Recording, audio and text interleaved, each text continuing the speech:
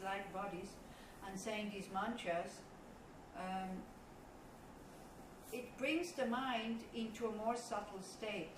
And then you know what this is all about without needing words. If we want to understand here first what this is all about, you do the opposite. You bring something very subtle into a very gross state, and then you will never understand. This is why I didn't explain to you today what this is all about. There's no point. And very often when, you know, also lamas like Kadralaj, people were like asking questions and asking questions and asking questions, and then she said, one person said, just stop, you don't understand this anyway, because your mind is not deep enough. You can't go into these subtle levels. And she said, just do it, and then you will get there. This is something that one just does. And then you will know what this is all about, only then. But it's not something magic or anything like that. You know? But it can help, like if you are with somebody who is dying and you start to recite mantras, it helps you who are sitting there because you don't feel useless. Because usually with the dying person you don't know what to do. Nothing you can do. So at least you can do something. And especially if they're Buddhists, that's always very good. They immediately calm down because it reminds them of their practice. So if you are with a Jewish dying person and you see that these person have been doing prayers, recite the prayers that they're used to. You know? So for that you need to know the people. But try it out. You know, when you are in a state, if you know a mantra, it doesn't really matter if that you need, you know what it says. If you are, if you're tired and panicking, whatever, try to recite the Tara mantra, see what happens. Or like we did Yom Kippur, like we were just thinking about all the people in Syria. And we used the Buddha of compassion. We visualized the Buddha of compassion very big above here somewhere, sending all his light that way. And we visualized a small Buddha in our heart also, sending from the heart all the light that way, to wish everybody to that this ends very, very, very quickly. And we sang the mantra, Om Mani Padme Hum. I don't know if it helped, but I know it didn't do any harm to anybody.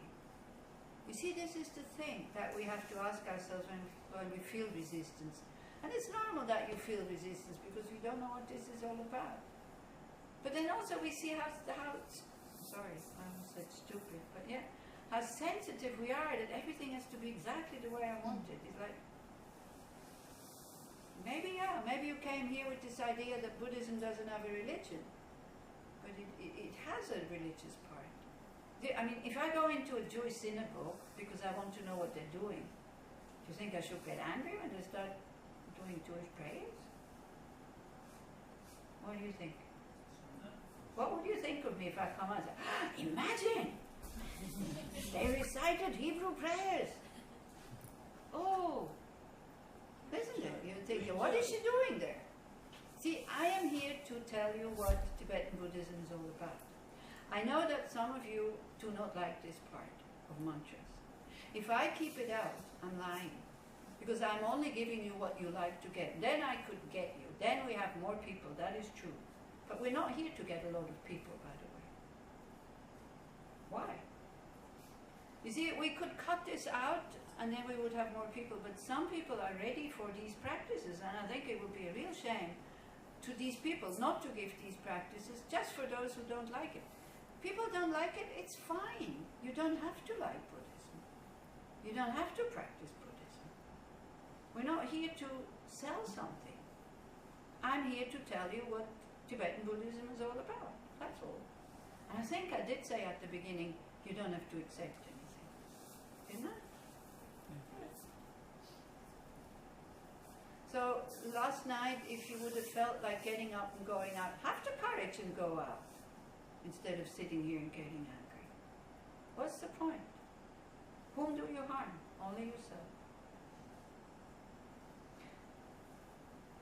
So, yeah, I mean, I know it sounds terrible, but I would like to, you see, when we're not open to these things, and we start to criticize, then we put big blocks into our mind that we can go into these subtle levels. Then we only stay up in the intellect. The practice, we don't allow the practice to go any deeper because it would touch something that we don't really understand with words. This is the thing. Yeah, so it's karma. It's also karma. Some people are totally open. Some are like me, you know, half-half. You go like, why are they doing these stupid things?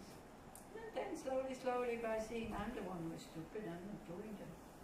And then trying it out. With a lot of curiosity, just trying it out. I went into that 3 months Vajrasattva retreat with a lot of curiosity because I had the time and had the money. And I saw many people wanted to do it, but they either didn't have the time or didn't have the money. And I felt it's stupid that I don't do it because I have both. And I was really curious. I like the philosophy very much, especially the emptiness part. And yeah, that it's possible to do something with my negative emotions. And they give me really clear tools that I can understand how to use them. So I went into that totally because I wanted to see if it works. And I can tell you it really worked when I came out of it. Wow.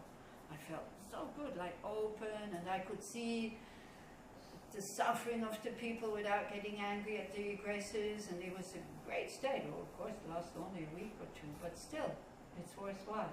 It's worthwhile to see that it's possible to feel like that, to feel compassion for an aggressor, which before I never had, and that it feels much better. Sometimes we need to go quite far or quite deep. I had an Irish boy once also, sorry, it's not a boy. If he would be here, you wouldn't be happy calling him a boy. He was maybe 22 years old. And he was aggressive, you could see he had an aggressive nature. And so I talked about the kindness of mothers.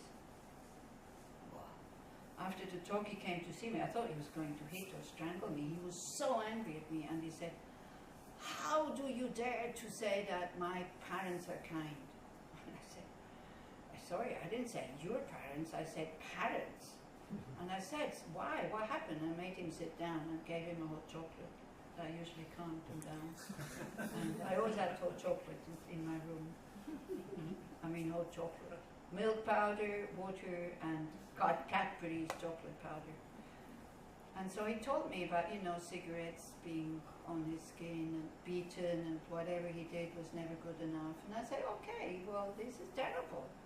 I'm not saying your parents are kind. I didn't even tell him that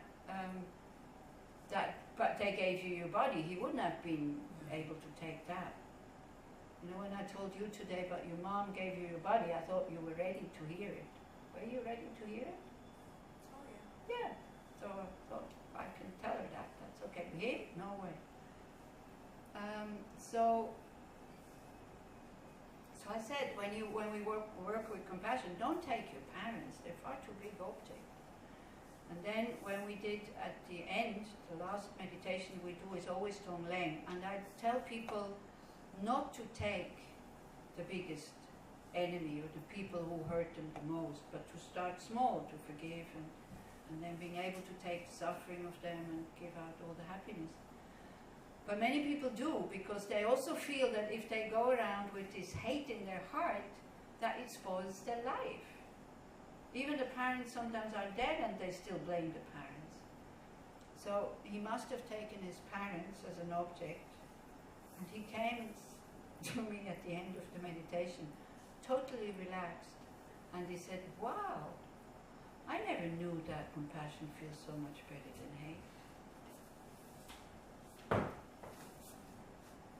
So some of these meditations, even they're not comfortable, they can change something in you drastically. We had an American guy who had farms, like a rich guy, with, you know, cows and lots of cows, like really big. And we did the meditation on the precious human rebirth, and so it was Namgyal who led it, and he said, just imagine being reborn as an animal that you don't want to be. So he saw himself being reborn as a cow, and the baby is taken away from him. And he totally freaked out.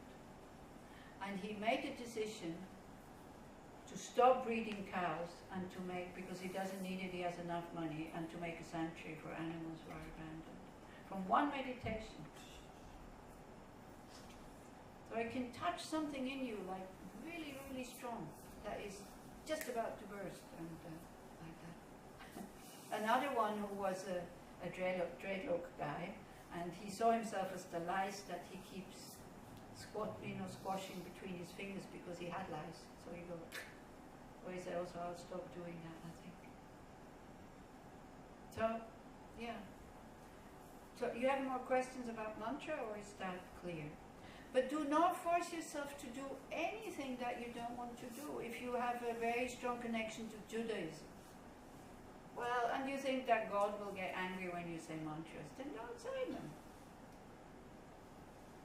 It's okay. No need to get angry, by the way. Why? But I know that many people do. So whoever got angry last night, you're not the first and you're not the last one. Yeah. But it's good. It's really good to look. You know, why did I get so angry? What was the harm being done? Then we can see how, the self-cherishing, how it needs to have the right way, not like this, but like that, this and that, and this and that.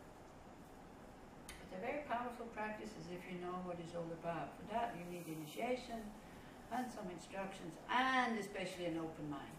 An open mind, that's the main thing. That's the main thing. To be curious, to try things out. See what it does over a sustained period of time, not just 10 minutes. Okay, do you have more questions that you want to ask, or can we? I would actually very much like to do with you, this is what I wanted to do this evening, a meditation for the Syrians. Now if you don't want to do it, let's make a short break, so I will see who goes out and who is not here. You don't need to hide if you want to go out, and you don't want to do Om Mani Padme Hum and visualizing light going that way. I understand, you don't want to do it, it's fine. I'm not, it's your business, it's not mine. Yeah. But sometimes also when we feel in despair or something like this, at least we're doing something. There's this very nice story about the Carmelite nuns in Jerusalem, that some people went to see them and asked them, what are you doing? And they said, well, we're here, we're praying for peace. And they went like, doesn't seem to work, does it? And then they said, well, you don't know how the situation would be if we don't pray. And then they said, oh yes, please keep praying. So what I do when I'm in Jerusalem, I go to the old city, I walk through these streets and recite mantras and hope that it will have some peaceful effect on the people who are there. This is about all I can do. But this I can do. I'm not proud about that. Look at me, I'm so courageous. I go to the old city of Jerusalem. I was also scared. I was scared. Especially when I came to these areas, all of a sudden, no more tourists. Because I was walking towards Damascus Gate, I went like, shit, wait. They don't know. They just see me as not one of not them. Yeah. And who knows if somebody is around and is looking for a victim, here I am. So I walked quite fast. I was happy when I was out. And I also thought it wasn't very skillful to go there. It's really not skillful, because what they think, what is she doing here? She's not buying anything from our shops. She's not, there's no other tourists. What is she doing? Coming to look at our misery? Or what? So this is what when I see, also when I pass people, sometimes they're fighting, I start to recite peaceful mantras. At least I don't get into aggression, so this is what I'm doing. So I thought to finish, because it's our last evening, and we talked about compassion, and how we are kind of useless. But I don't know, what do you think? Of course, for many people it's okay. Is it okay for you that if you don't want to do it, you just leave? What is that? Om Mani Padme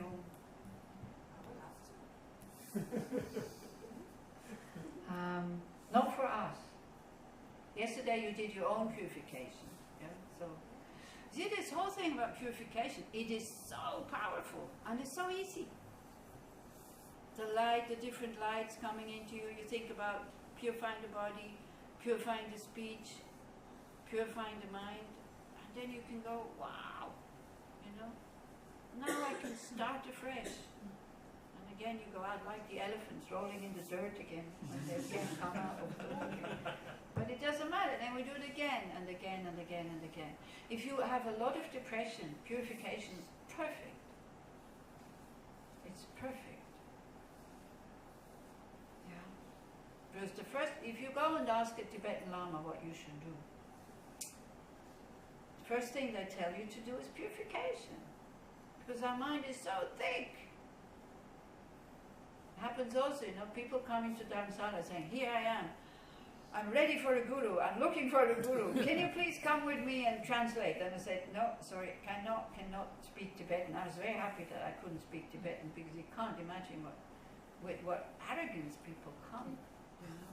I am here. Where's my guru? But then sometimes they found somebody. This is one case. She found somebody. She comes back and she says, oh, he told me to do 100,000 prostrations. What is that? So I showed her. And she said, what? How long does that take? I said, well, if you're good at it, 3 months. And she said, I only have 2 weeks. No, I'm not going to do that. So you see, if you don't know what they're going to give you advice, and then you get an advice, then you don't do it, then it's much better not to have any advice than having an advice that you're not ready to do. So if you are looking for a guru, you need to know what this guru is going to tell you what to do. And they, you know, they're Tibetans, so they think that we have interest in purification. They don't know that we think we're already so terribly pure that we don't need to purify, and we can start straight away with Mahamudra, Dzogchen, and Tantra, and all these kind of things.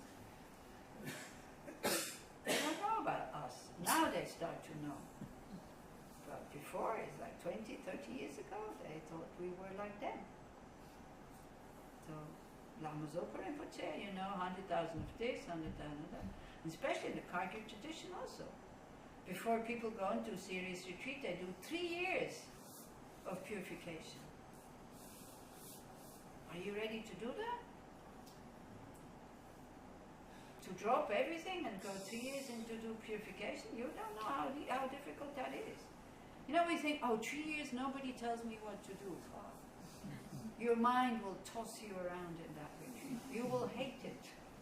What am I doing here? Because it's really stupid what you're doing. Throwing yourself on the floor 100,000 times. On top of it, you have to count it. Heaping things onto a, you know, there's a base made out of metal. There's a base made out of metal, and then there's 3 rings, and you fill it with rice. And you say, you mumble things that some of the people, even they've done like 1,000, they still don't know what they're saying. And you heap it up, 1 ring, the next ring, then you have a heap like this, then you go, zit, and boom, and then you start again. Om Bhaja Bhumya, Om Vedla Bhuma. Yeah, 100,000 times. And you get, you know, just, people say, I do mandlas, I used to do mandlas every day. No, but I didn't. They say sometimes just the sound of the rice kind of going on the base brought up so much resistance. These purification retreats are to bring up resistance, so we can see the dirt. But when it comes up, you're not happy. This is it. This is the thing. Yeah. Whoa. And you know, so much doubt with these practices. Also me. What am I doing here? My gosh, am I happy that nobody sees me? No, when I'm feeding the ghost in the evening, I'm happy that nobody sees me. Come on. But it feels good. Because if it's true that there are beings around who need that smell, not doing it would be terrible. It's so easy. It takes 15 minutes. Yeah? It feels really good to do it. And definitely, if nobody's around to take that smoke, there's no harm done. It doesn't do any harm to do these things. It can only help. Same as the praying. It doesn't harm anybody. But it could help. Because we don't know how it would be if we wouldn't do these things. What else do we do sometimes? What else? And do believe me, I think it's strange. I'm not thinking that this is totally normal what I'm doing. But I was able in these 25 years to break down the resistance. I think it's a way of not being afraid of ridiculing yourself. That's it. You're not afraid. You say what you do and then people think you're stupid. Yeah, they think you're stupid. You know it's not stupid. And I do trust the lamas who tell me to do these practices that they work, that it's good to do.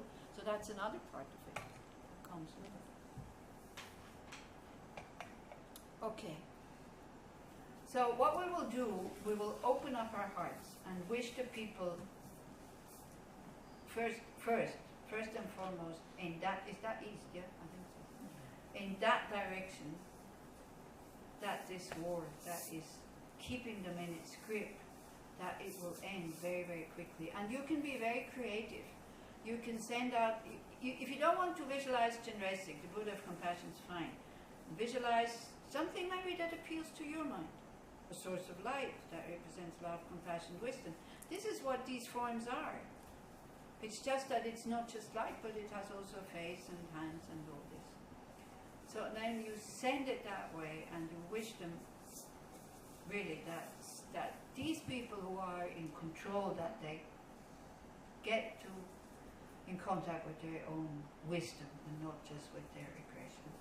And then we send it in all directions. To us, if you want, that's also how you start in general. It's very powerful. You visualize the Buddha in your heart and you think the light first fills your own body. Getting rid of all negativities, all the shadows, all the things that we're hiding, all the things we don't want to acknowledge. And then from your body you let the light radiate out. If that's too funky, then just put the Buddha above, this Buddha or that Buddha or any Buddha, it doesn't really matter. And, or a source of light, or if you believe in God or in Jesus, if you think that, you know, I know you should make images of God. This is where it comes from also, because you have another hang-up that you're being told. Should make any images of God. So, could your God be a source of light? Not even that? Not even that. Wow. So how is your mind relating to it? Difficult, isn't it? No form, no nothing. No sound, no sounds? What neither? Nothing. Wow. No, it doesn't, it can't be a human being. It could be, in synagogues you have animals and flowers and things like that, not So God can be an animal but not a human. Animal could be an animal. I think this is a complicated area here. I think we leave it there. I think I will never be able to understand anyway if I'm not grown up in that tradition. So, whatever you feel meaningful, or you can, you know, one can be so creative in these meditations. You think your body becomes a wish-fulfilling jewel. So you send food, medicine, kind of big rocks that block the cannons so nothing can come out anymore. You see how all these soldiers and whatever are transforming into doctors and nurses and social workers or whatever. I know it sounds naive and stupid, but we never know. It is the power of the mind. Yeah? So if you want to transform your own body as a wish-fulfilling jewel, then you send all these good things over there, what you think they need and what they want. Toys for the children. Be very creative. Or if you're not so creative, then just send light. Healing light. Appeasing light. The light of wisdom and compassion. Okay? Can you turn down the light, please? If it still works, you can let it go. If it doesn't work, then turn it off. Right. Doesn't need to be like all documented. But thank you very much for doing it. I know it's not such an easy job. Okay.